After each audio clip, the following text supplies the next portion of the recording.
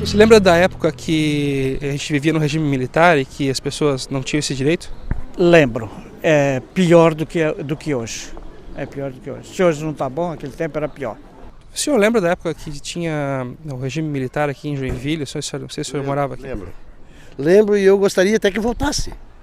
Tá? Eu acho que o unitarismo deveria voltar realmente para a gente botar um pouco de educação, de honestidade na cabeça do povo brasileiro. Porque o povo brasileiro não está preparado para a democracia. Não está realmente. Por quê? Porque nossos dirigentes hoje fazem de tudo para esconder a verdade e vendem falsas verdades, né? E o que ocorre? Ocorre que daí o povo vai indo sempre levando vantagem. É aquela lei de Gerson, tem que levar vantagem. Não leva vantagem, ele não é inteligente, aí ele é burro. Bem, o voto é a democracia que a gente tem, né? Que a gente tem a liberdade de poder votar e escolher os nossos candidatos. E é uma forma de a gente poder exercer a nossa democracia, né? A senhora viveu aqui na época do regime militar, da ditadura? Em que ano foi? E como que era a diferença daquela época para hoje? A própria liberdade, né, de expressão, a própria liberdade individual, né, que antes, na época, né, foi toda tolhida pela ditadura, hoje não, é diferente, né? Hoje nós temos, somos mais, vamos dizer assim, somos mais livres, politicamente até. A diferença fundamental é essa. Então, hoje, eu acho que a gente está com mais atento na política do que eu acho no passado, entendendo? Passado, já passei por muita coisa de política no passado, mas eu acho que pior está agora, entendendo? Então eu acho que o voto ele torna a importância dele é muito grande, porque toda a definição de tudo que tu vai fazer, ele passa por política e passa por esse direito que tu conquista. Como quem diz, democracia não existia, você era obrigado a votar e eles faziam a lei, eles mandavam e acabou. O regime militar chega, né? Para nós chega.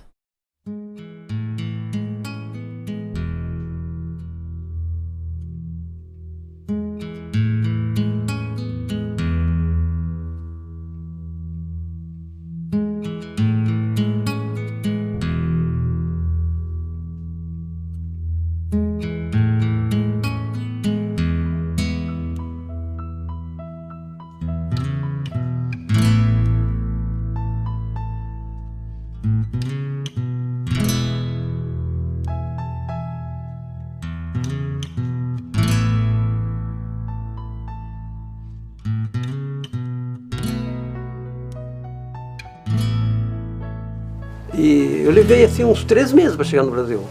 Eu fiquei na Suíça, em Berna, ficava um tempo, depois na Itália, mais outro tempo, fui na França. Os partidos comunistas italiano, francês eram muito fortes. Muito fortes. O revolucionário que se considera revolucionário, ele tem que fazer revolução. Ou ser revolucionário e ficar na caverna lendo, tomando chimarrão, né, de vez em quando um sucozinho, né? O primeiro pensamento foi voltar. E os professores, né, que faziam amizade conosco, o pessoal falava português, né? Os russos têm uma expressão assim, né? Balit galavá, o cara é louco da cabeça. Tá? Aí alguns professores que não falavam português eram atendidos através de tradutora e ele dizia, apontava, Balit galavá, tem que ir no médico, tá louco da cabeça. Sair daqui e ir cair numa ditadura. E depois todo o pessoal que estava sendo preso, os jornais publicavam. né? Então aí todo mundo resolveu voltar, ninguém vacilou. E foi nos oferecido ir para uma região onde estão construindo cidades, região do norte da União Soviética, ainda desabitada ainda, né? Eles estavam construindo cidades e podia ir para lá, depois que se formar, né? Podia ir trabalhar para lá. E ninguém aceitou. Antes de receber o hábito, que foi mais ou menos em 64, a época que houve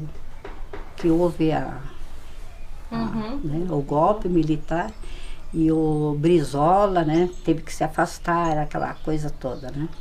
Então, as freiras colocavam nós todas ao redor, assim, sentados em bancos, com um monte, 2, 3 sacos de batata inglesa, né, para nós descascar para o almoço. E ali viviam dizendo para nós, né, nós tínhamos que rezar ali, descascando as batatinhas, rezando para que o comunismo não viesse. Foi ali que eu comecei a ouvir a primeira vez a palavra comunismo. Tem lembranças do primeiro que o meu pai sair de casa com alguns livros para ir para uma pescaria e jogar os livros fora, se desfazer dos livros. Ele alegou na época que eram livros anticristãos. Então, por isso que ele estava jogando fora, não disse o que era propriamente. De noite nós já íamos dormir passado das 10 horas, porque tu tinha que ficar na igreja rezando. Ali por 1, 2 horas da manhã tocava aquele sino dentro da clausura, né? Acordando nós, vamos para a igreja, todo mundo rezar para que não venha o comunismo. E opa, mas a coisa não... Vai ver que esse comunismo não é assim tão mal, não, que elas estão, né? Elas já elas eram muito rígidas conosco, sabe? Isso foi lá por 1960, por aí, 59, 60, 61. Entrei para o partido para o PCB, através do Irineu Sisquim e do João Jorge Machado de Souza, né? Porque o partido tinha uma base forte na época ali na Rua Botafogo. Então o Irineu é que comandava aquela base e o João Jorge dava bastante assistência. Então eu entrei para o partido, para o PCB através dos dois.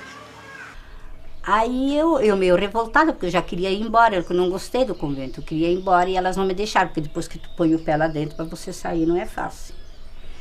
Aí então eu fazia de tudo para poder elas me mandarem embora. Inclusive, quando a Madre Superiora saía dali, parava de falar sobre o comunismo, que era um terror, que era isso, aquilo, eu gritava: e viva o Brizola! Sabe? Mas ninguém respondia. Todo mundo com medo, ninguém respondia. E a freira voltava, quem que gritou, ninguém me denunciava. E ela foi mais viva do que eu, sabe? Uma hora que eu gritei e viva o Brizola, ela viu que era eu, me deu um castigo durante 1 semana. Eu ia com um pratinho pequenininho, na ponta da mesa onde ela estava nas refeições, pedi, pelo amor de Deus, um pouquinho de comida. Eu ia de joelho e voltava de joelho para o meu lugar. Eu dei 1 semana assim de castigo. E uma professora minha, professora Vânia Cordeiro, ali na Trindade, ela disse que no regime comunista os dirigentes fazem umas reuniões, uns encontros, umas assembleias, comícios, enfim, e anunciam as medidas que vão ser tomadas, e quem questiona essas medidas, vem alguém por trás, com um prego e um martelo, e enfia o prego na cabeça da pessoa. Eu achei aquilo um absurdo, um exagero. Até que começou, daí um dia ele me convidou para ir no cinema, e depois do cinema nós comíamos uma sopa, um dia frio, né? Aí ele disse assim, eu queria conversar. Primeiro ele disse para mim, depois do cinema, da sopa, nós íamos indo a pé para casa, ele ia me levar para casa. Aí ele disse, quem que tu pensa que eu sou? O que que você pensa de mim? Eu olhei para ele bem sério e disse assim, você é o comunismo. Ah, imagina ele na clandestinidade, com nome falso. Eu chegar e dizer isso, ele disse para mim que na hora ele tinha vontade de correr, me largar ali e correr para se esconder para depois ir embora, né? Mas ficou firme, porque logo em seguida eu disse assim, não, porque eu estava no convento assim, eu ouvi falar do comunismo e eu quero descobrir o que é isso. Aí ele então disse assim, então vamos fazer o seguinte, vamos dar um passeio amanhã em Correia Pintos? Vamos. Pegamos o ônibus e foi em Correia Pinto. Subimos assim um campo muito bonito, tinha uma árvore, era tudo gramado, e uma árvore grandona.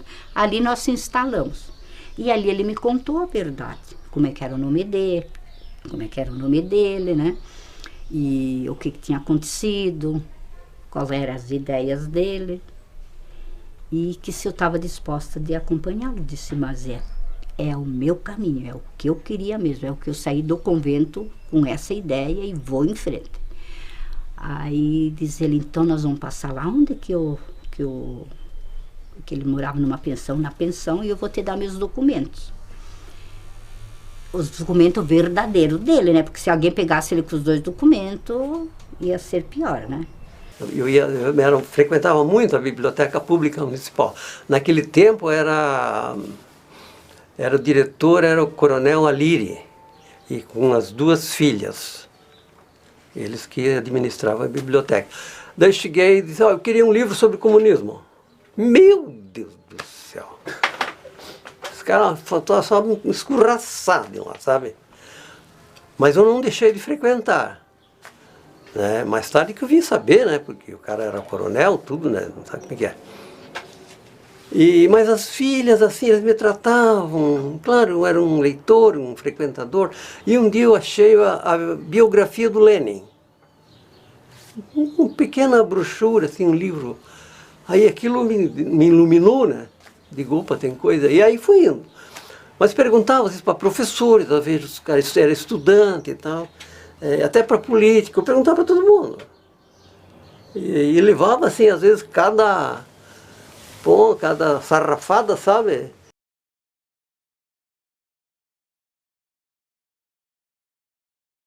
E a gente ficava 2 anos, assim, numa espécie de vestibular, assim, né? Uma preparação para cursar a universidade. Depois desses 2 anos fazia um teste para ver se estava apto para ir para a universidade. Do contrário, voltava outra vez. Eles eram muito rígidos, muito exigentes. Mas, no fundo, era uma capacitação política para o partido. Você se capacitava lá e voltava para militar no Partido Comunista. E, então, o que me marcou mesmo foi a figura do Guevara. Mas não sei se você já tiver essa sensação de chegar perto de alguém iluminado. Você se sente assim paralisado. O Guevara, quando passou assim, não só eu, mas a maioria ficou eletrizado. Tá aquele porte assim, vestido com aquele uniforme de guerra, sabe? E foi o último a subir, que ele não queria subir na tribuna de honra. Por isso que ficou um hiato. E na hora que o Guevara colocou a cara, o sujeito... Ficou famosa essa foto. É uma das fotos mais famosas do Guevara, é essa. Onde ele aparece de buena, tudo. Então, ele era um mito, assim, uma coisa extraordinária. Eu não esqueço nunca isso. A primeira prisão até que foi legal, porque me deu... Eu abri, assim, eu fiquei conhecido, né? Aí fiquei conhecido, tinha Joinville, tudo. Eu estava preso, bicho. Assim, o pessoal me encontrava na rua, porra, bicho, é louco. Anda metido desses caras aí. Bom, nessa primeira prisão, ainda estava vigente o habeas corpus. O Supremo Tribunal concedia, assim, rapidamente habeas corpus. Então nós fomos presos e tal, e os advogados, tinha muito advogados, pessoal assim, muito ativo. Entrou com habeas corpus e dentro de, acho que não levou um mês a primeira prisão. E a gente ali até era tratado mais ou menos, né? Até os militares vinham dialogar com a gente e tal. Pessoal, isso está acontecendo aí, mas sabe o que é? Eu não tenho culpa, hein? Eu não, eu sou os outros.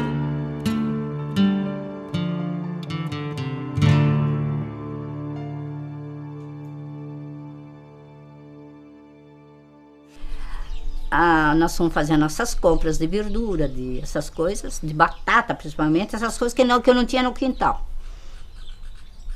A polícia nos pega, nos seguiu, porque ficaram sabendo que nós estávamos por ali, foram na casa e o sobrinho do Edgar, de 9 anos, disse: o meu tio está ali na feira.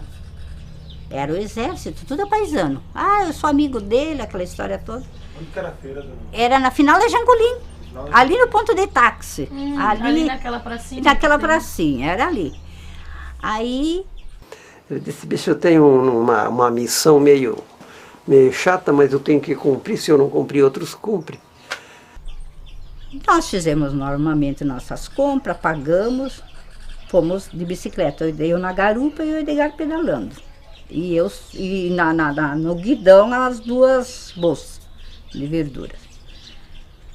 Lá pelas tantas eu vi que tinha um Fusca, sem placa, que chegava bem pertinho de nós, parava. Aí nós andávamos um pouquinho mais, ele ia, chegava perto de nós, parava. E eu enxergava, porque eu estava atrás, né? Aí eu disse: Edgar, tem um carro assim, assim, assim, nos seguindo. Não sei se está nos seguindo, o que é. Está nos seguindo. Pode crer, chegou a hora. Vamos fazer o seguinte, ele conversando e ele pedalando, né? Vamos fazer o seguinte, eu vou descer da bicicleta, você monta na bicicleta e vai para casa. Eu disse: não, senhor. Eu não vou fazer. Se tu fizer, eu grito. Ela disse: eu vou junto contigo. Não vou deixar assim. Aí ficamos ali na antiga delegacia, que hoje é o Sindicato dos Bancários. Fiquei ali e tal. E tem até uns conhecidos. E ali nós passamos o resto do dia dentro de uma sala totalmente sem janela, né, com só 2 cadeiras. E ali nós 2 ficamos, um grudado no outro, né? O que vai acontecer conosco agora? Né? Eles fizeram isso justamente para nos aterrorizar, né? Para ver se nós conversávamos alguma coisa. Nós conversávamos, tudo por gesto, por palavras que, né? Leitura labial. Isso. Aí uma hora assim deu ninguém dava bola para nós, nada, eu peguei: vamos embora, Luciano, vamos. Aí peguei, quando eu já estava, tem que voltar, porra. Aí eu voltei, ele disse: Luciano, tu vai embora e vamos ver. Quando escureceu, nós não sabíamos se era noite ou não era, eu sei que era noite, porque depois que eu saí para fora, eu vi que era noite. Certo, eles viram que não dava nada mesmo. Aí me pegaram, tiraram eu de dentro daquela sala e me jogaram que nem se fosse um cachorro, sabe? Que a gente não faz nem isso com os animais. Pra caçada. E eu era nova em Joinville. E Joinville não tinha um histórico comunista. Joinville, assim, teve outra cidade como Blumenau, os comunistas faziam provocação para padre, para industrial, participavam de debate sabe, provocavam. Sabe? Então, em Joinville não tinha nada disso. Não, assim, ninguém conhecia os comunistas. Sabia que talvez existisse, mas uns gatos pingados, os caras lá no boteco enchiam a cara, diziam: eu sou comunista e pronto. Só, né?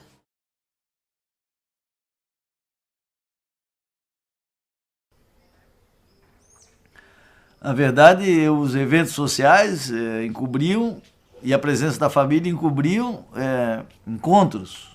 Não aquele encontro fechado, assim, na sala escura, não, mas se encontravam para dialogar, para manter aquele diálogo frequente, as reflexões, as tomadas de decisões, né? Então se organizavam piqueniques, festas de batismo, de casamento, de formatura, todos esses eventos sociais normais da sociedade, e eles eram desenvolvidos em conjunto pelos diversos familiares.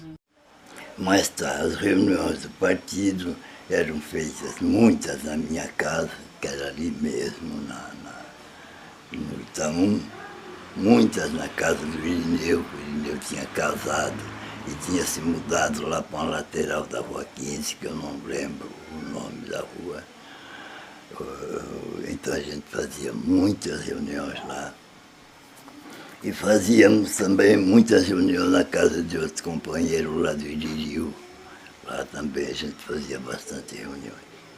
Fazia-se reunião no boteco, era no campo de futebol. Um sábado à tarde, jogando uma pelada, sentavam, faziam um círculo e conversavam. Os caras estão conversando sobre futebol. Está uma bola lá, ou está uma trave. É um campo de futebol. Mas na realidade nós estávamos conversando outra coisa. Jogava também. Aqui ninguém entregou ninguém. Se fosse para entregar quem jogava no time, era tudo comunista. Então ali, quando terminava o treino, nosso joguinho, aí nós começávamos a falar. Nós íamos, armávamos um jogo de futebol, de salão na época, e também fazíamos várias reuniões em cima disso. Se na época tivesse e-mail, tivesse internet, não precisaria da presença de alguém para orientar ali, se faria esse contato de outra forma. O problema é que naquele tempo não se poderia mandar por carta nem por telefone.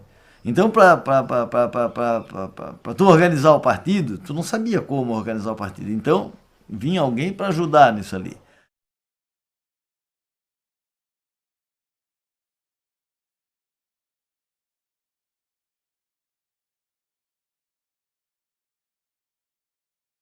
Meu Deus do céu, como é que vai?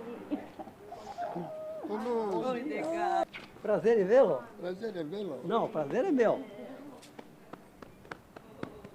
Que coisa. Como é que tá?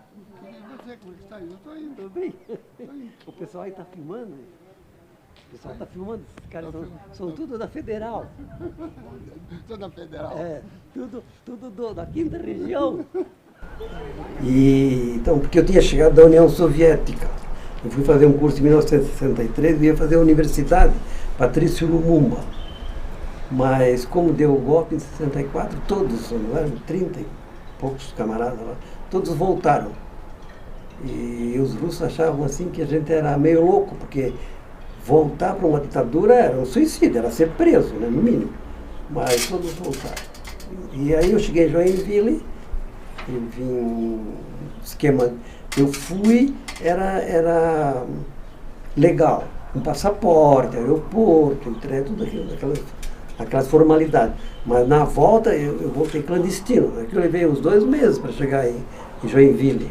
Eu fiquei no Peru, fiquei na Suíça, fui na Itália, fiquei no Uruguai muito tempo, até que deu uma folguinha, deu um sinal verde e eu vim para Joinville. Mas chegando em Joinville não tinha clima. Aí o pessoal disse, ó, vaza, vai embora para Curitiba. Aí peguei contato com o marido dela e vim.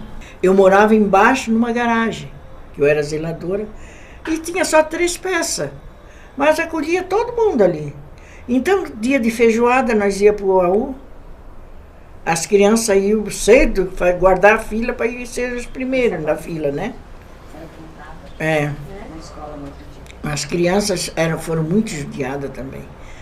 Ali a gente fazia tudo, a comida, era o pessoal do Rio que vinha, que era meu genro, também estava aí. E vinha o pessoal do Zequinha, lembra do Zequinha? Vinha o pessoal do Zequinha, tudo fazia, a gente fazia comida tudo ali e dizer para aquele povo onde é que nós íamos. Nós vamos fazer piquenique. Fizemos o almoço, agora chamava um táxi ou 2 táxis, ia fazer piquenique. Piquenique no AU. Então, a gente tinha consciência, falava com outro companheiro, se não tem ninguém na tua casa, eu vou. Porque havia muita confiança entre nós. A gente não conhecia ninguém, mas o pessoal acolhia, recebia a gente na casa, né? O Edésio ia trabalhar e a mulher dele ficava lá, ia comigo lá. O que a gente pode construir e chegar a gente, e a gente passar aquilo que a gente tem para aquela pessoa e aquela pessoa ir em frente, vale a pena. Agora, se é umas topeiras que a gente diz uma coisa, não é uma verdade. A gente diz uma coisa e eles trouxem para o outro lado, aí Mas Você hoje... faria tudo de novo? Hã? Você faria? Faria tudo de novo. Com a idade que estou, andando pelegando como estou, mas faria. Distribuir panfletozinho nas portas, de madrugada nas portas das fábricas, aí é a mesma coisa, ia mesmo. Valeu a pena, sim, que a gente está vendo que a abertura democrática, a possibilidade de andar sem medo, a possibilidade de você ler qualquer livro, de você discutir, criticar, ter as suas ideias próprias, né? Não te dá aquele medo, né? Isso foi uma conquista desse pessoal que lutou, que sacrificou. Muitos deram a vida, passaram anos na prisão, né?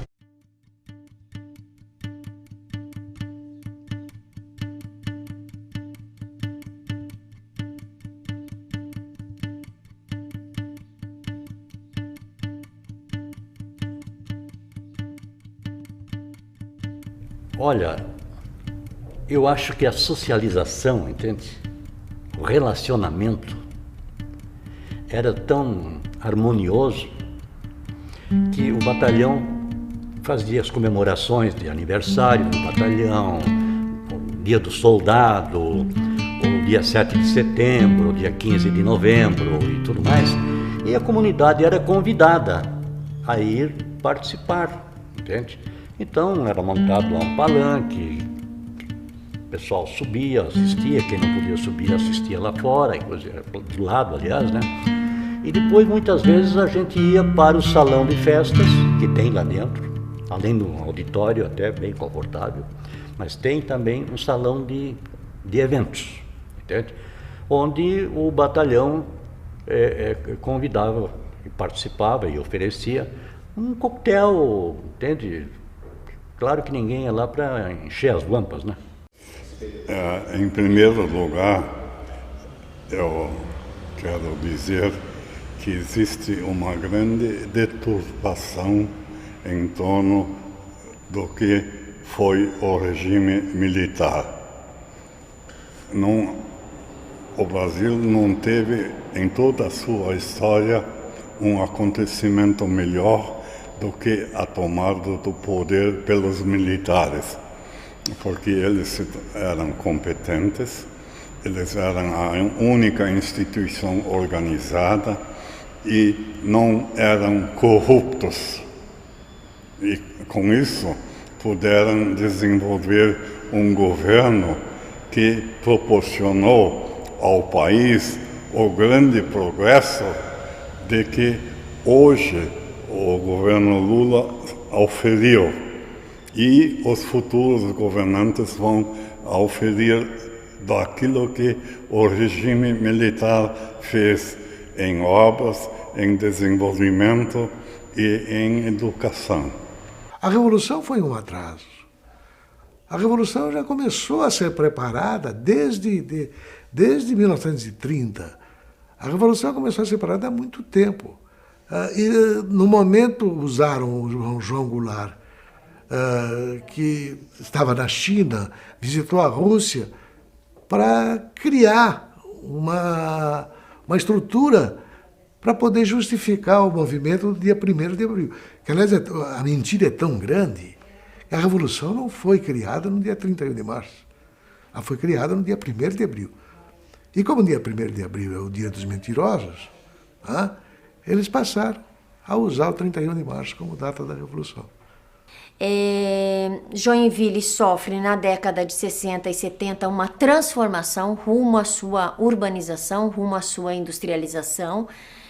Já é considerada nos anos 60 a chamada Manchester catarinense. São aqui que estão as maiores indústrias, é aqui que está um potencial de desenvolvimento econômico.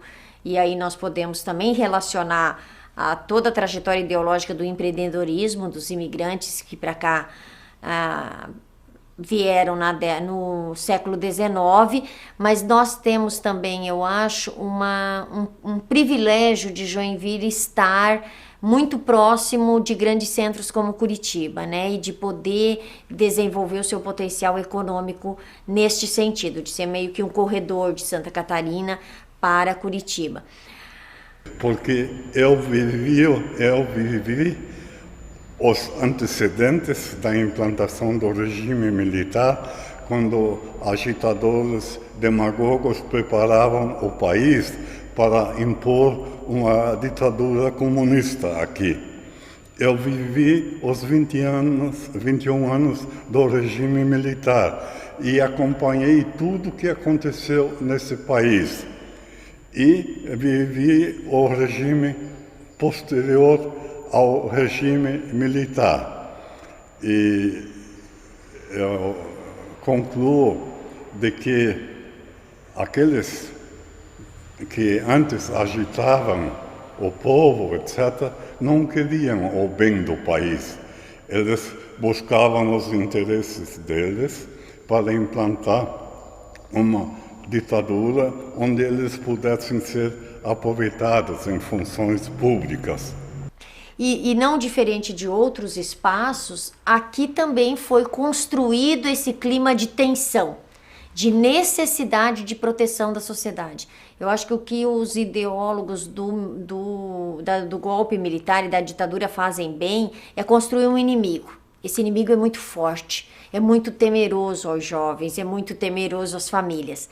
Então o Joinville se articula na preparação do golpe. Eu digo lá na minha dissertação de mestrado, a União Cívica, né, a União das Mulheres ligadas aí à elite joinvilense, a Associação Comercial Industrial, que é uma associação forte, porque ela é do início do século XX, mesmo o poder público local e nesse primeiro momento a participação da igreja, fazem com que a cidade sinta-se insegura e, portanto, se ela está insegura, alguém tem que protegê-la. Evidentemente, naquele tempo, ninguém tinha simpatia por esses elementos que foram presos. Então, ninguém ficou com pena. Também ninguém disse bem feito. Isso também não houve. A cidade ficou indiferente a esses acontecimentos. E eu acho que a cidade estava certa. Desde 70, aliás, minto, antes, 67, 68, todos os nossos discursos, primeiro os meus, depois os do Aderbal, eram requisitadas as cópias na Câmara de Vereadores. Entendem? Porque nós éramos extremamente visados pelo poder. Extremamente, apesar da nossa pouca importância a nível nacional. Mas éramos visados bastante. E os nossos discursos iam, todos eles, aqui para o 62º BI, e dali era encaminhado para Florianópolis e Brasília, onde a nossa ficha era montada. As forças que mantêm a cidade na década de 60 são forças conservadoras. Você tem a presença do Helmut Falgater aí, que é ao mesmo tempo o prefeito, que é um industriário ligado à Tupi, que tem uma relação com o comércio local. Então é como se a força política da cidade tivesse um enraizamento na força econômica da cidade. Eu acho que isso fica muito claro. Um fato bem marcante de 64 para 65 foi quando pela primeira vez veio a Joinville e Castelo Branco. E ele veio para ser o patrono da Festa das Flores em Joinville. Então ele veio porque o deputado Lado Carneiro de Loyola convidou ele e eu, como prefeito, secundei o convite. E tivemos a honra de ser visitado por ele, que foi um brasileiro ínclito, honesto, trabalhador, inteligente e com a cabeça no lugar. E eu entrevistei o Dr. Nilson Bender porque eu estava transmitindo também dali para a Rádio Cultura, num posto, no dia de transmissão, e o Dr. Bender, de repente, para o carro onde estava o Castelo Branco. E o Castelo Branco desce do carro com o Dr. Bender. Aí eu pergunto mais tarde. Aí eu vejo que os dois saem, caminham no meio do povo e o povo aplaude. O Castelo Branco e o Bender. O Bender muito alto e o Castelo Branco bem baixinho, quase sem pescoço, né? E em caminho em direção ao Hotel Colón. O Hotel Colón foi totalmente lotado para o quartel, né? E ali havia uma série de militares que tomavam conta da segurança do próprio presidente. O segundo presidente que nos visitou foi o Costa e Silva. Aí, isso foi pelo seguinte, porque eu implantei o serviço de água aqui em Joinville como prefeito e construí o hospital. E chegou a vez de inaugurar o serviço de abastecimento de água e o hospital. E como o governo federal tinha parte, ele concedeu 1/3 dos recursos para implantar o serviço de água, o presidente veio para a inauguração, assim como é hoje. Eu travei conhecimento e amizade pessoal com o Geisel quando ele veio junto com o Costa e Silva como chefe da Casa Militar. E aí ele foi eleito presidente pelo regime militar e tomou posse no dia 1º de janeiro. E eu resolvi sugerir para ele que desse continuidade àquilo que o Getúlio Vargas fazia no dia 1º de maio. E sugeri que ele comemorasse o dia 1º de maio entre trabalhadores e que então aproveitasse e viesse a Joinville e aí ele teria o apoio principalmente dos trabalhadores da Fundição Tupi. E foi o que aconteceu. Ele veio, visitou a prefeitura e visitou também a Fundição Tupi. E a cidade toda o homenageou, como os trabalhadores da Tupi também o homenagearam. E ele fez a festa comemorativa do 1º de maio em Joinville. O dia 1º de maio se anunciava o salário mínimo, não é? E o presidente fazia um discurso à nação. E 3 dos presidentes tiveram em Joinville no dia 1º de maio. Então isso era um orgulho para Joinville. Historicamente o é, não tenha dúvida, não é? Até que um dia eu cheguei novamente nesse quartel ali dessa praça. Aí eles disseram assim: a senhora, você aguarda aqui, eu era novinha, você aguarda aqui um instantinho. Aguardei. De repente vem 2 policial, todinhos armados e cheios de coisas. Que eu olhei assim e digo: meu Deus, a senhora nos acompanha? Digo: é hoje. Aí acompanhei eles. Quando nós chegamos num corredor, um corredor comprido, eles disseram: a senhora segue em frente. E eles seguiram atrás. Mas nesse corredor tinha uma fila aqui e outra fila aqui, de polícia, todos armados, e apontando as armas assim, eu passando no meio, sabe? Às vezes, enquanto aquelas armas me encostavam aqui, sabe? Eu fazia assim, de tão, né? Que eu cheguei numa parede, cheguei assim, não tinha nada, limpo. Ou de repente tinha alguma coisinha que eu não percebi do nervosismo, né? Da situação. Aí me mandaram, eu ali parei, digo: pronto, agora eles vão me matar. Aí pensei no meu pai, pensei na minha mãe, pensei em tudo. E aí a união ficou tão forte, essa união entre eu e a Lúcia, sabe? Que lá em Curitiba, quando nós fomos segunda-feira, tinha lá os desaparecidos. Por um momento, acho que até a Sabrina captou esse momento. Por um momento, eu olhei aqueles companheiros desaparecidos e achei que eu estava ali. Comecei a procurar e disse: ué, tu conhece alguém? Perguntou: tu conhece alguém aí? Tu conhece? Não. Mas por que está olhando tanto? Eu pensei que eu estava ali. Se não fosse a Lúcia, eu estaria ali. E eu ali sentada naquele banco, escurecendo, já era noite. Digo: eu vou fazer a mesma coisa, mas aonde? Aí comecei a fazer assim, olhar para o redor. Do meu lado esquerdo eu vi bem grande assim, TV Canal 12. Nunca esqueço disso. TV Canal 12. Digo, é lá que eu vou.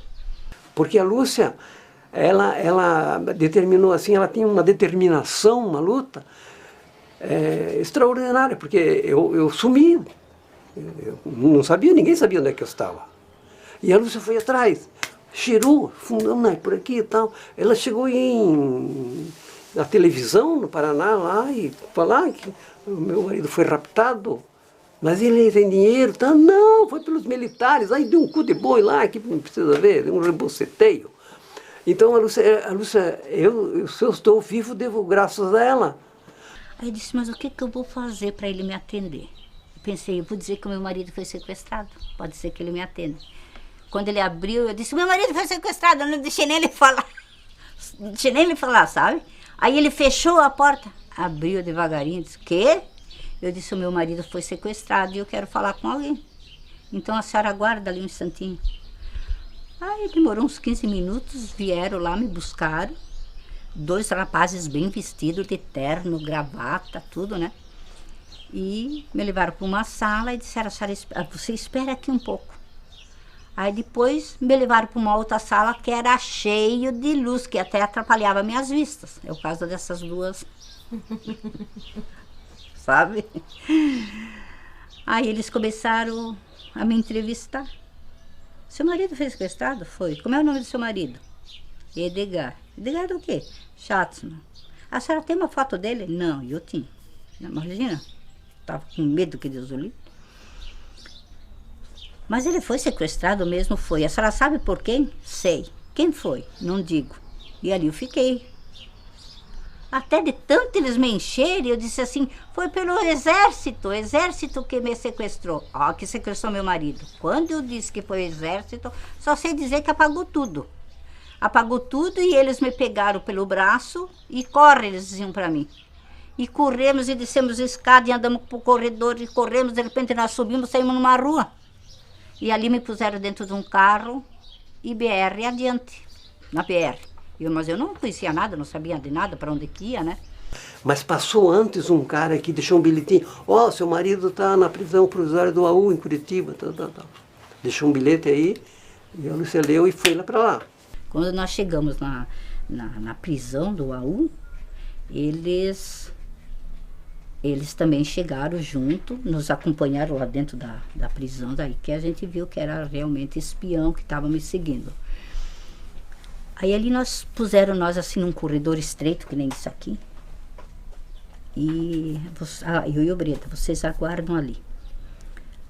O guarda disse para nós, né? Aí desse lado aqui era só parede fechada. E desse lado era uma parede com tela, parecia que tinha tela. Uma tela assim meio grossa, mas era escuro lá dentro, não enxergava. E ali nós ficamos, e o Breda dizendo para mim, tu pôs tudo a perder, não sei o que, não sei o que. E eu cada vez mais nervosa, digo, meu Deus do céu. De repente eu olhei para aqui, parece que tinha alguém que me olhava, que me puxou o olhar para lá, sabe? Que eu olhei assim, eu disse, o Edgar ali, doutor Breda, que eu olho, o Edgar estava pegado assim na grade, naquela tela, os dedos nem entravam assim para a tela, sabe? Sim, sabe? É dessas telas que eu quase tenho ali nos passarinhos para o gambá não entrar. Aí eu digo, é o Edgar, e daí eu me grudei naquela tela, o Edgar pro lado de lá, eu pro lado de cá, grudado e chorando. E eu te amo, ele dizia eu te amo e não sei o que, e ali nós ficamos, daí era o Breda chorando, era o guardinha que estava conosco chorando. Porque eu desapareci dali, ninguém sabia para onde eu tinha ido, sabe? Aí eu fiquei em Curitiba, lá em Florianópolis, lá no subterrâneo, lá um tempo. Por isso a barba comprida e bem magro, né? Eu passei por um liquidificador ali. Naquela foto 3x4, tô um cadáver, né? Como ter saído num campo de concentração. E de lá, de Florianópolis, eu fui para o AU. E lá no AU é que a Lúcia me localizou. Aí que nós dois se encontramos. Meu Deus do céu, ali a coisa foi. O Edgar era tão magro, era pele e osso. A roupa que ele tinha saído lá, que ele foi preso lá, junto comigo lá, não era mais. A roupa dele assim parecia que ia cair do corpo, de tão magro que ele estava. Eu não podia encontrar a Lúcia e eu desmilinguido, chorando e dando uma de coitadinha. Eu disse, não, nega, a luta continua.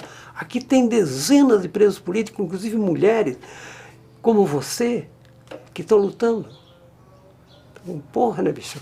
Não pode chegar... porra, imagina se ela me acha. Agora eu estou ali chorando, ai, mas eu sou inocente, não fiz nada. Eu sou inocente. Ah, para. Não sou inocente, não. Chega lá em casa, ali pelas 2 horas da tarde, um carro do Stan, com emblemas do Stan. Ô, Lúcia, maior festa, batendo nas minhas costas. Eu já atendi meio assim, porque a gente tinha medo de tudo. E como é que tá o Ed? Chamando pelo apelido. Digo, tá bem. Onde é que ele está nesse momento? Digo, ele está viajando. Mentira, ele estava trabalhando. Está viajando, eu desconfiei, né? Eu sou amigo dele, eu também não estava em Joinville, voltei agora, eu quero dar um abraço nele. Digo, pô. Pensei, é a polícia disfarçada. E a gente já tinha escutado, né, prisão daqui, prisão de lá. Já tinha escutado que o Teodoro tinha sido preso, porque depois ele saiu ali de casa, tinha sido preso lá em Florianópolis. Digo, é a polícia. Ele disse, Edgar, tá viajando. Então vamos fazer o seguinte. Quando é que ele volta? Só daqui uma semana. Então tá bom, daqui uma semana eu venho. E foi. Digo, é a polícia. Chegou o Edgar para almoçar, de noite, para almoçar não de noite. Eu disse, Edgar, acontece assim, assim. Contei para ele e disse, é um sinal. É um sinal. Aquela noite nós não jantamos, nós não dormimos, que a gente sabia já o que vinha para frente. Nada indicava que fosse haver que viesse. Em Santa Catarina nunca teve uma operação dessa envergadura. Quando ele voltou, com a firma, que ele foi abrir o portão, a porta, para os empregados entrarem, chegou os caras e encapuçaram ele. Puseram um capuz, né? E jogaram para dentro de um carro e aqui. E os operários, tinha 2 que sabiam onde é que nós morávamos, onde é que o Edgar morava, bateram de bicicleta lá em casa, apavorados. Que tinha acontecido isso com o Edgar, que não sabia o que estava, era bandido, que vão matar o Edgar, porque não sei o quê. Eu disse, olha, vamos fazer o seguinte, vocês voltam para a firma e tocam a firma como se o Edgar estivesse presente. E eu vou tomar providência disso. Tá bom, voltaram os 2. Em Joinville, até uma coisa que eu gostaria de colocar, eu trabalhava como assistente social da prefeitura e comecei o trabalho dos SERES, que são os Centros de Educação e Recreação Infantil. E no dia que eu fui, eu comecei a perceber que apareceu um cara na minha casa perguntando se conhecia, eles estavam tentando identificar, porque não era só centrado ali em Joinville, eu acho que também ele tinha... Eu sei que ele estava lá ou me apavorando, ou me identificando. Então eu já notei que havia, assim, alguma coisa estava acontecendo, eles estavam como eu digo, talvez me apavorando, né? Eu cheguei no trabalho de manhã e esses 3 homens estavam lá me esperando. Osni Rocha, olha, tem gente chamando na portaria 2. Aí até a turma, meus colegas de serviço, disseram, poxa, casou esses dias, até eles foram no casamento, no quebra-caco meu, alguns foram no casamento, casou esses dias, o cobrador já está na porta. Eu fui lá. Ele disse assim, você, Osni Rocha? Sou. Você conhece, não tem nada a ver, coitado também, você conhece o Júlio Serpa? O Serpa também fazia o nosso grupinho. Eu conheço. Tá preso. E preso por quê? Eu não matei, não roubei. Nesse intervalo, o que eu fiz? Chamei o menino, tu vê a minha cabeça, chamei o menino de 9 anos, sobrinho nosso, e disse, você vai ficar aqui com a Tatiane que eu já volto. Primeiro eu peguei tudo que era livros do partido, que falava sobre o Lênin, tudo, joguei para cima do Soto, mas numa rapidez. E aí a segunda prisão eu estava vindo para casa. A hora que eu desci do ônibus eles me pegaram. Não deixaram nem chegar em casa. mas já tinha ido na minha casa e tal, mas claro, aí eles já me conheciam, sabiam quem era eu, né? E eles me disseram, isso eram 8h30 da manhã, me disseram, a senhora vem conosco. Eu disse, mas vou com vocês para quê? A senhora vem. E não tinha nem como eu dizer que não ia, porque, sei lá. E eu fui para a delegacia, fiquei na delegacia lá até mais ou menos meio-dia, de lá eles me levaram pro batalhão, né, do exército lá, e daí fiquei lá. Aí eu já devia ser umas 9 horas da noite, quando então chegou um carro de Florianópolis com esse senhor que eu te disse, e de tarde tinha chegado acho que é o Osni, né? É o Osni que tinha chegado. E daí a gente foi para Curitiba. Mas eles não diziam, né? Porque naquela época já estava bem fechada a coisa. E eles diziam, não, nós vamos levar vocês lá para a Operação Bandeirantes. Eles apavoravam a gente. E tinha um óculos escuro, né? Que eles botavam um óculos bem... Então a gente já não sabia para onde é que estava indo, que já é um negócio meio apavorante, bem apavorante, né? São Jorge, Júlio Serpa, Antônio Justino, Edgar, quem mais? Valdemar e Irineu. Estamos vivos hoje, daqui de Joinville, Edgar, Júlio, Antônio Justino, nós 3, vai 4. São 40 anos. E aqui, ó, montei na bicicleta e fui atrás de um telefone que tinha telefone público só na final da João Colim. Fui lá para telefonar, avisar o Breda. Tinha acontecido a prisão do Edgar. Avisei. Quando eu voltei, nesse intervalo que eu fui lá e voltei, eles chegaram com o Edgar lá em casa, levaram todos aqueles livros, que era livro nosso de estudo, que não tinha nada a ver com nada. Tu vê como eles são, né? Meu Deus, eu dizendo isso, tira isso. Ah, vou ser presa de novo. Não falei. Não falou o que não falei. são, então. Levaram nossos livros de estudo. E outras coisas, assim. O que vinha pra frente, que tinha alguma coisa de faixa vermelha, ou de vermelho, foi tudo. Aí meio-dia, vinha uma comida tão salgada, eu não sabia, eu disse, esses caras vão matar nós. Uma comida tão assim, isso que é galinha, será carne de gato, uma coisa, mas tão salgada assim, uma sopinha. Eu estava com fome. Ele passava para lá, pronto, tá, um cocartinho, uma coisinha assim. Ah, tá pronto, de comer. O soldado, o sargento, o delegado dizia, você não arruma um pouco d'água para mim? Já sede. Tá, jogava aqui, lá veio com um caneco assim, bebe. Ah, cuspido dentro, tinha que beber mesmo, ele devolvia. Eles davam comida, de manhã cedo davam salgado, uma gororoba, claro, né? Aí à noite davam um café, e você confundia, às vezes, então está amanhecendo, tomando café, agora não, estava anoitecendo. Então, em Curitiba, dá para separar o período de Curitiba e o período de Florianópolis. Curitiba foram 10 dias onde eu fui torturada, né? Eu sei que meu irmão, ele até mandou carta para a anistia, ele teve torturas assim inabomináveis, né? Teve torturas horrorosas. Eu tive tortura de choque. Eu sei que a primeira noite, porque eles também te pegam na hora que tu tá mais vulnerável, né? A gente chegou de Joinville, eles estavam o dia inteiro lá e eu estava tentando já ensaiar se eu conseguia ficar sem comer, então eu já não comi muito. E tava querendo ver como é que era. Daí chegamos lá, já eram umas 11 horas da noite, daí já fomos direto para interrogatório. Dormia que nem um bicho animal lá, com as pernas para cima e as mãos para cima. E de manhã soltava tudo. Porque quando nós estávamos lá no AU, às vezes vinha militar conversar com a gente, sabe? Eles vinham sempre em 3, 4, né? E a gente conversava. E tinha alguma coisa errada ali. Eu acho que dava a impressão que eles estavam ali, sei lá, não digo iludidos, né? Mas foram colocados naquele fogo. E daí eu recebi choque com o telefone de campanha. Porque daí eles tinham o primeiro depoimento sobre choque, né? E depois, nos outros dias, eles faziam dois ou três depoimentos durante o dia com turmas diferentes, né?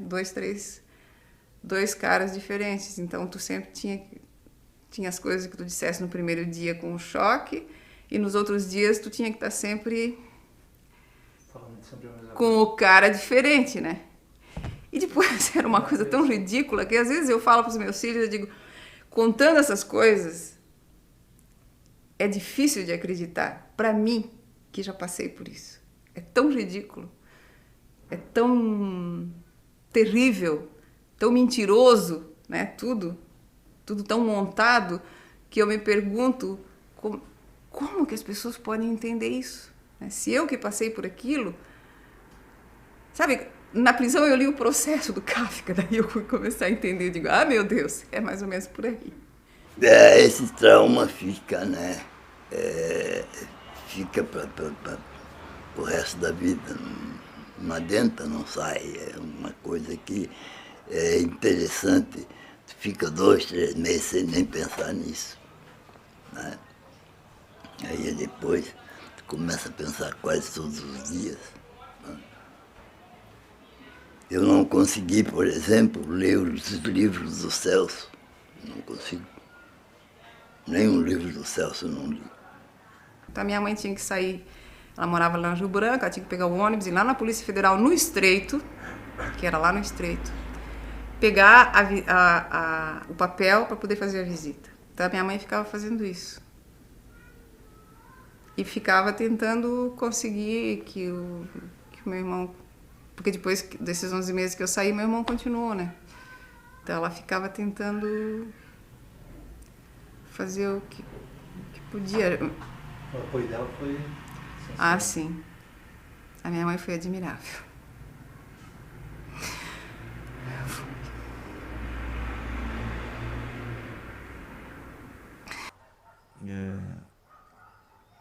A gente tentou, de alguma forma, lançar nota, fazer missa, né? Teve a greve de fome, a gente tratou de divulgar, a gente, na juventude do MDB, a gente fazia um jornaizinho chamado a Voz da Juventude do MDB. Mas era uma provocação isso, porque a Voz Operária, que era o jornal do partido, em 74 tinha sido fechada a gráfica da Voz Operária. Então a gente fazia de pirraça, a Voz da Juventude do MDB, a Voz, como se fosse E não era. E acompanhava, se criou aqui um movimento feminino pela anistia, né, em decorrência das prisões, coisa e tal. O pessoal de Joinville, a gente foi saber que tinha sido preso em Joinville, Criciúma, Itajaí, quando saiu a nota oficial. Porque se quebraram as comunicações, não se tinha. E ali começou a batalha. 2, 3 dias depois, chegou um carro preto lá em casa. Aquilo me assustou. Era o carro oficial do Pedro Ivo. Pedro Ivo era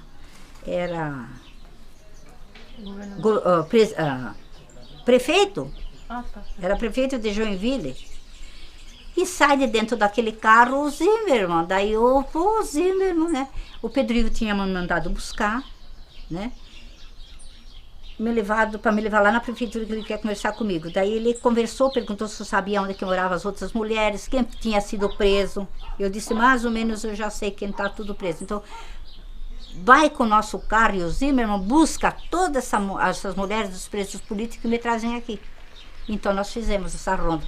Fomos casa de casa, que nós sabíamos que tinha sido preso, e levamos. Fomos lá e o Pedro Ivo, então, conversou com nós e disse assim, e os maridos desaparecidos. Interessante, ele era conservador, mais tarde eu conversava com ele não tinha noções políticas. Ele gostava muito era que contasse piadas sobre militares. Ele adorava, não vem conversar comigo se não tiver uma boa piada. Aí tenho muita, então conta. Aí ele vinha lá e o senhor sabe que o general Geisel vai receber o Prêmio Internacional de Química? Ele disse, para! Mas por quê? Está transformando o Brasil em merda. Aí ele descobriu e nos levou a Florianópolis visitar nossos maridos. Imagina, foi um drama. Uma coisa de louco. E ali, daí para frente, toda semana nós íamos fazer essa visita aos presos políticos. Às vezes a gente ia ou uma vez por semana ou duas, né? Depende, né? Que eles davam condição. Porque nós não tínhamos dinheiro para ir, né? Daí a gente esperava. E um dia, eles me prenderam. Numa dessas visitas? Dessa visita, justamente estava o Luiz Henrique junto, né? Estava ali junto com o grupo. Daí o Luiz Henrique se interessou, porque não podiam prender político. Naquela época não podia prender político, hoje pode, né? Porque ficaram todo mundo sem receber, né? Ficamos tudo uma situação ruim. Nós, inclusive, daí nós tínhamos a prestação, né? Que nós tínhamos acabado de casar, tinha prestação de guarda-roupa, de coisa, ficou tudo atrasado. Olha, o dia que elas iam até a gente avistá-las, a gente sempre ficava preocupado, por causa da passagem pela Polícia Federal mesmo, né? Chegando lá, que as duas ficaram presas lá na Polícia Federal. O pessoal se organizou ali, questão de rapidinho, montaram o colchão, tentaram meter fogo, fizeram de tudo, enquanto que se nós duas não aparecêssemos aí. Quando eles viram, eu não sei como que eles conseguiram pegar junto os presos comuns também, sabe? Eu sei que quando eles viram que a coisa ia estourar, ia acontecer alguma coisa, o que eles fizeram? Liberaram nós lá. E eu tinha uma preocupação até, não maior, mas eu tinha bastante preocupação, é que a Zilma estava grávida, né? A Zilma estava grávida. Até que a Juliane, ela nasceu em maio do outro ano, né? E nasceu até um pouco antes do que era para ter nascido, né? E sabe como é que nós viemos? Eles nos algemaram, jogaram nós duas dentro do camburão, eu já andei de camburão. Nós duas dentro do camburão e do estreito lá para dentro de Florianópolis. E parece que eles faziam de propósito, sabe? E nós lá, blam, para cá e blam, para lá. E eu me preocupava com a Zilma, que estava grávida, né? Sim, o doutor Breda era o nosso advogado, né? Muitos advogados, assim, corajosos, pegavam os casos de presos políticos, sabe? E corajosos, mas precisam ter muita coragem. O doutor Breda disse assim: Lúcia, pelo amor de Deus, corra agora mesmo a Florianópolis e me traga de volta para Joinville o Edgar e o Irineu Sisquim. Eu não sei como, nós não conseguimos a abertura deles e apareceu em cima da mesa lá de um oficial a abertura dos dois, a soltura dos dois. Corra, que para mim é engano, mas nesse engano nós tiramos ele dentro. Ah, não deu outra. Eu fui na casa da Linete, mulher do Irineu, pegamos o carro e aqui, ó, buscar os dois. Chegamos lá, como? E não sei o que, aquela luta, e foi indo e conseguimos. E daí, logo em seguida, deu o julgamento lá em Curitiba. Foi todo mundo para Curitiba. Antes de nós ir para o julgamento, o Breda fez uma reunião conosco e já disse para mim: Lúcia, te prepara, porque o Edgar não vai ser solto daqui, o Edgar vai para a prisão novamente em Florianópolis. Porque já me comunicaram que a soltura dele e do Irineu foi um erro. Mas o do Irineu, eles disseram que o Irineu ainda tem chance, mas o Edgar não. Então você te prepara. Me preparou. Então eu tinha certeza que o Edgar saía de lá granfiado novamente para Florianópolis. Mas que nada, no julgamento o Edgar foi absolvido. Foi uma gritaceira na hora, sabe? Foi absolvido. E logo em seguida veio a anistia, né? E veio a nossa pequena Graciele, né? Que nasceu dia 29 de maio de 79, né, Graciele? É. Isso. Bem na época da anistia, que foi a nossa esperança. Nós jogamos tudo, esse neném nascendo, a nossa vida nascendo novamente, né? Daí nós tínhamos que batizar essa menina, né? Digo, vai ser outra luta na igreja Santo Antônio. Mas como o padre Facchini era simpatizante do partido, né? E nos conhecia, digo, vamos lá falar com o padre Facchini. Ele disse, não pediu curso de batizado, não pediu nada. Vamos fazer na comunidade. Domingo vai ter, tinha uma festa lá, inclusive saiu uma feijoada, era para a comunidade. Vamos aproveitar esse embalo e fazer o batismo da graça. A igreja estava assim, cheia. Então nós fomos lá, eu falei com o padre Facchini, com o Luiz. E aí ele disse, não, paga uma taxa aí, na secretaria aí, já vamos fazer. E nós vamos fazer depois uma feijoada, hein? Aí chegou, teve missa, e o padre Facchini falou da anistia que estava saindo, anistia, porque a comunidade ali do padre Facchini estava meio por dentro, porque o padre Facchini sempre colocava alguma coisa, e tinha o João Facchini também, né?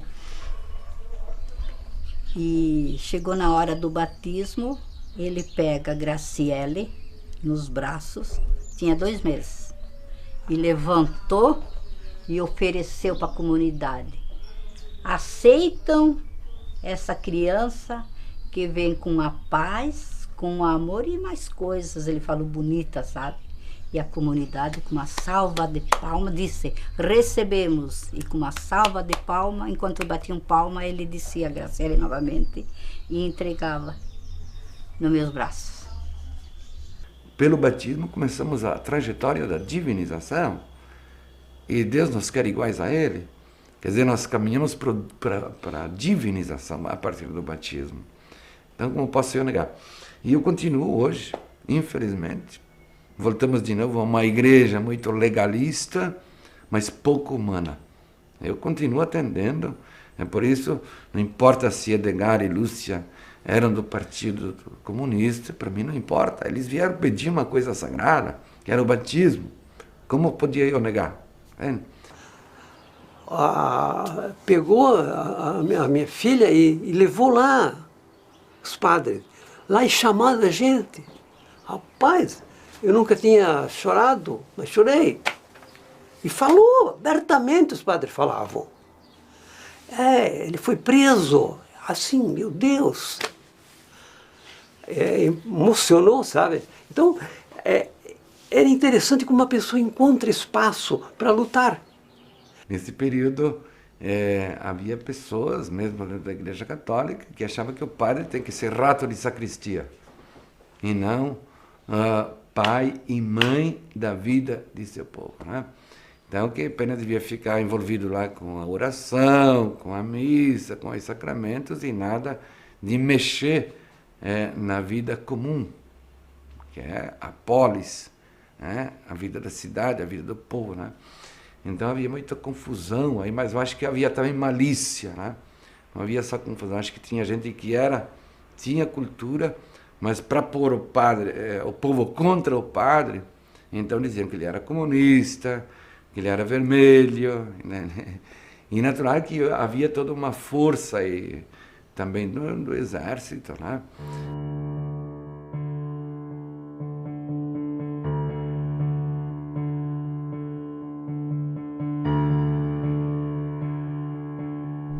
Em 7 de abril de 1971, foi identificado por ter sido condenado pela 5ª Região Militar a pena de 2 anos de reclusão por infração dos artigos 12, 22, 23, 33, 36 e 38 do Decreto-Lei número 314, de 13 de março de 1967, de acordo com a guia número 20/71, datada de 31 de março de 1971, da Polinter.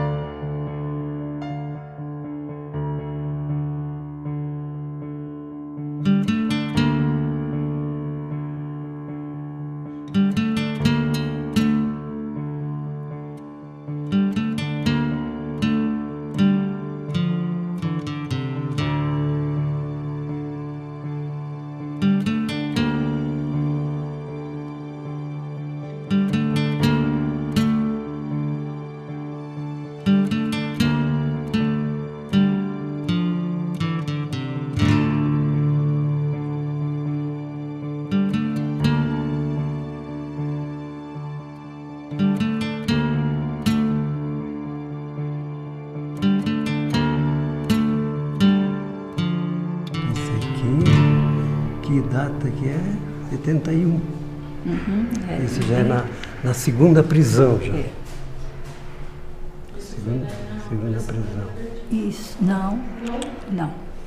Essa prisão, eu fui preso, nós estávamos fazendo a feira, e eu fui preso, levado para a delegacia ali em Joinville, fiquei uma semana na delegacia, depois fui levado para Florianópolis.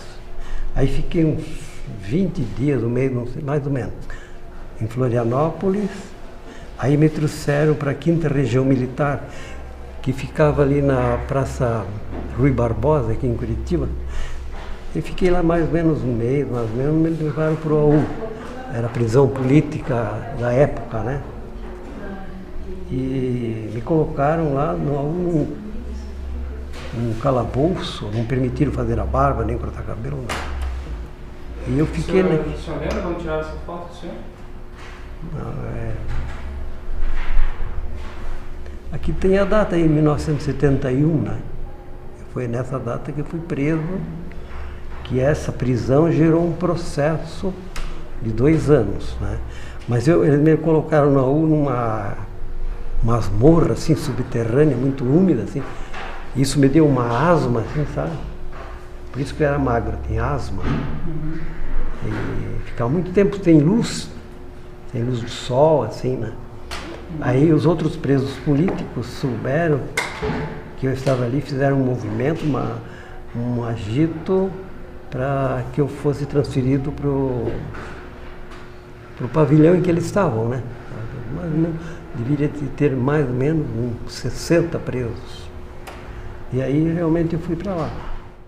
A 3ª vez que fui preso, pela Operação Barriga Verde, eu fiquei de 5 de dezembro de 1975 até outubro de 1976. Então, digamos, eu fui pego em Joinville, preso em Joinville, vim para Curitiba, ficamos no DOI-CODE aí durante 15 dias, por aí 20 dias. E depois nos mandaram para Florianópolis, no comando da Polícia Militar de Florianópolis. Ficamos lá mais alguns meses, depois fomos transferidos para Canasvieira. Canasvieira nós ficamos até o final do ano de 1976. Foi juntado todos os presos de Santa Catarina em Canasvieira. Era um local lá, assim, colônia penal, e um local onde ficavam os presos comuns que trabalhavam, faziam horta, né? E a gente passou lá várias fases nesse tempo aí, quase um ano, várias fases, né? Uma fase de muita perseguição, muito fechamento, em outros momentos mais abrandado, mais fácil, às vezes mais difícil. E nos últimos dias, assim, a gente já se revoltava e os caras já ficavam assim, não, então vamos negociar aí, Porque eu, por exemplo, não podia ir no camburão. Eu tenho asma, peguei uma asma muito forte quando eu estive preso aí. Eles jogavam esse pó com a barata pulga, DDT, jogavam assim, e aquilo tudo fechado, só tinha um furo lá embaixo. Lá em cima ia um cortezinho onde eles colocavam um prato de comida já fedorento. Caiu, ficava dias ali, né? Então eu peguei uma asma assim que, olha, dava ataque. Tu sabe que às vezes o próprio estado de espírito teu, que tu tá assim meio para baixo, que não tem momentos que quase que todas as pessoas que tá para baixo assim, com, né? Pô, isso ali leva a gente a começar a pensar no que aconteceu, né? Mas só que eu digo uma coisa para ti, nunca vai acontecer de nesses momentos a gente pensar o que aconteceu, isso aqui, de se arrepender ter feito isso, não, pelo contrário. Se hoje der uma viravolta e viermos cair numa ditadura militar, nós estaremos juntos para quebrar pelos direitos do povo. Se for possível ainda, nem que seja para ajudar em alguma coisa ou outra, bem, o mínimo que seja, que eu acho que a gente também ajudou o mínimo que pôde. Não ajudamos muita coisa não, mas agora, se for o mínimo daquilo ainda, eu estarei junto para derrubar qualquer ditadura. Se voltasse a ditadura militar, faria tudo de novo. Ia para todo mundo se unir para não acontecer o que acontecia. Meu Deus do céu, e como valeu a pena o que eu passei, passaria tudo de novo para conseguir o que a gente conseguiu, não em termos de riqueza. Em termos de riqueza vocês podem ver, mas em termos de amor, bondade, amor ao próximo, entende? Eu não me arrependo de nada que eu fiz na minha vida, porque eu sempre fiz as coisas que eu achei justas e sempre lutei por aquilo que eu acreditava. Claro que hoje a situação mudou, quer dizer, a situação nunca se repete também, né? Mas, claro que se eu fosse fazer hoje, é muito provável que com tudo que eu aprendi eu ia fazer alguma coisa diferente, né? No mínimo. No mínimo. Digo uma coisa para vocês, a juventude, os próprios estudantes, eu acho que eles estão muito parados, eles estão muito acomodados. Eles não são, não é tipo a nossa época, que a gente era unidos para uma batalha, para conseguir o que a gente queria. Hoje a gente não vê isso. É o que eu sinto falta, da união. Há luta entre eles, tá? Não posso negar, Deus o livre. Não, há luta. Mas não é com aquele idealismo que a gente tinha na época.